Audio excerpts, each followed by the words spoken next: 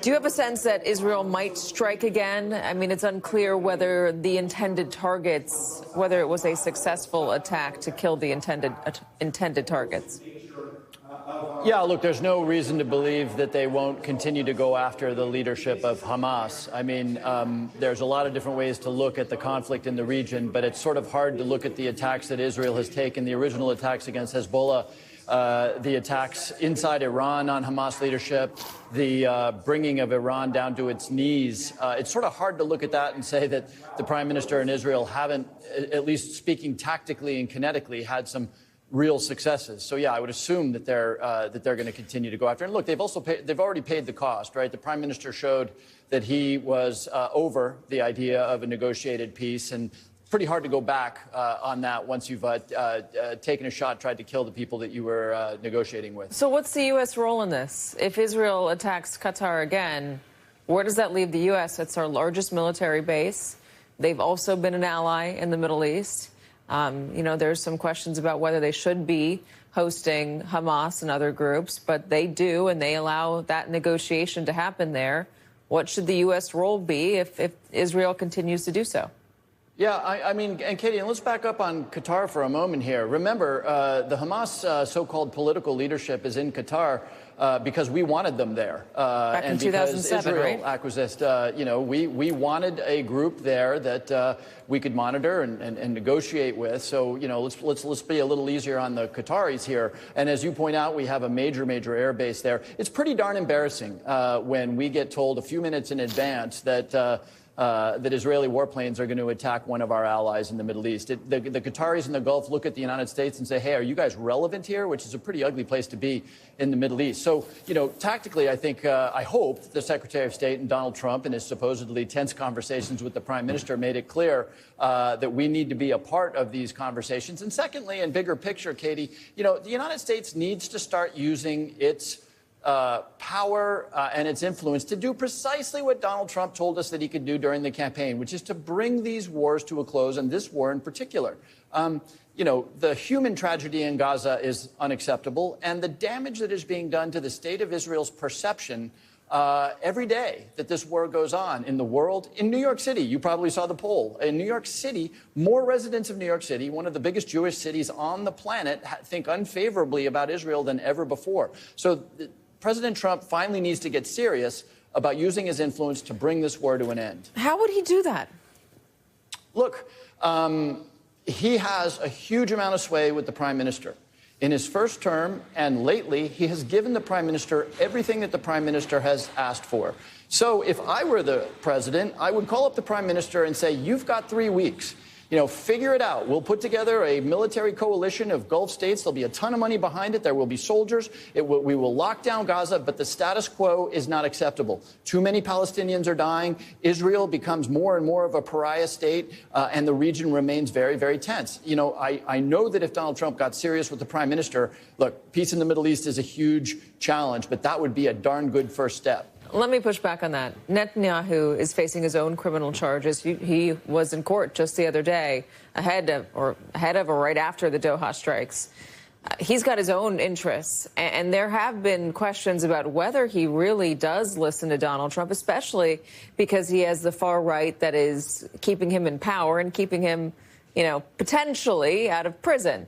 So how does Donald Trump exactly exert influence over somebody who, and I don't know, might not have the interest of Israel and even the relationship of Israel between the United States and in the forefront of his mind? I don't know that, but that is certainly the criticism that's out there. That's the question that's out there. Yeah, no, and you're absolutely right. Look, the prime minister obviously has real concerns about his own freedom and the situation in his trials. He's got huge political concerns, right? When the dust finally settles on this conflict, for the first time in a serious way, Israel is going to say, how did this happen in the first place? How did the most vaunted intelligence community on the planet next to the United States allow for October 7th to happen? There's going to be an after-action review that, in my humble opinion, is not going to reflect terribly well on the prime minister. However, to answer your question, it is the United States States that provides the vast bulk of the weaponry that Israel uses. It is the United States who, up to now, has acquiesced under the Trump administration and the first Trump administration to everything that the prime minister wanted. Now, if I'm Netanyahu and Donald Trump calls me up and says, hey, you've got 2 weeks, you know what I think about? I think about the fact that we've seen that movie probably 4 or 5 times now with respect to the Russians. So I'm not sure the prime minister believes him. But look, if Donald Trump wanted to bring Prime Minister Netanyahu into a different place, a place of actually genuinely seeking a negotiated solution to this conflict, he could do it. He's got the cards. He would just have a little bit of a credibility problem for all the reasons that you pointed out. I'd love to ask you about a conversation I was having with your counterpart in the Senate last week, Senator Warner, who is the ranking member of Intel on the Senate side of things. He said he is extraordinarily worried, enormously concerned was his word, about the undermining of our intelligence community's independence almost on a daily basis, he said. He said that Donald Trump's undermining of allies should, and I'll quote him, scare the hell out of you. Are you in that camp as well? Yes, I am. Certainly on the first point, which is, of course, I'm Mark Warner's counterpart in the House. And, yeah, no, you know, when you see the head of the National Security Agency fired because apparently Laura Loomer didn't take a shine to him, when you see the head of the Defense Intelligence Agency fired shortly after the DIA produces a report that is inconsistent with White House messaging, when you see the people who wrote the report saying that Tren de Aragua, the gang, is not driven by Venezuela, they get fired, 47 security clearances lifted. What message do you think that sends inside the intelligence community? The message it sends is that if you write a report or say something that is inconsistent with Donald Trump or the White House's narrative, your job is on the line. And the problem with that, of course, is we spend $90 billion a year to have the ground truth. We have unbelievable technology and people who take amazing risks so that we can go to the president and say, we know that this is true. What happens when we go the route that Donald Trump and Tulsi Gabbard are taking the intelligence community? We go back to the world where George W. Bush and his CIA director said that it was a slam dunk, that there were weapons of mass destruction in Iraq. And, you know, years later and thousands of Americans' lives lost in Iraq on bad intelligence. That's where you go when your intelligence community stops telling you the truth. What's your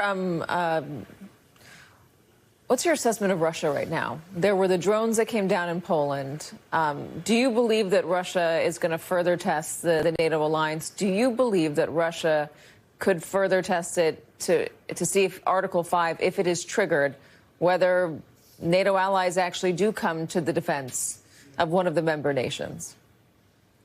Absolutely, Katie. I mean, I was just sort of talking about this in the context of Netanyahu.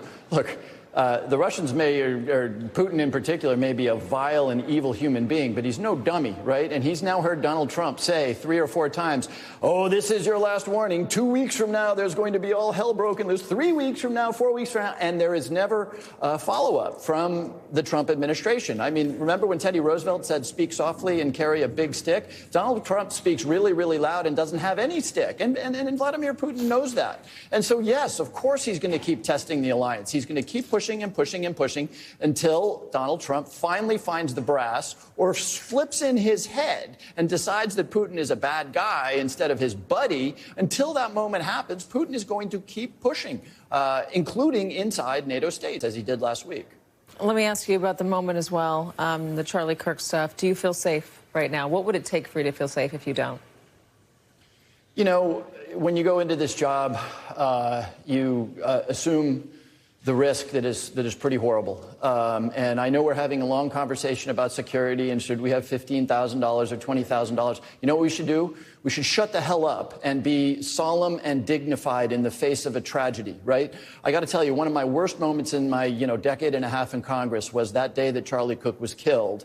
And some of the Republican members, well known now, decided that they would seize that moment without a fact in the world, not to be solemn, not to urge calm, not to remind us of the angels of our better nature, but to say, you did this to the Democrats. It's your fault. By the way, this is the message coming out of the Oval Office. This is both a way to get more violence and less safety, and also the hallmark of somebody who has no business in a position of leadership.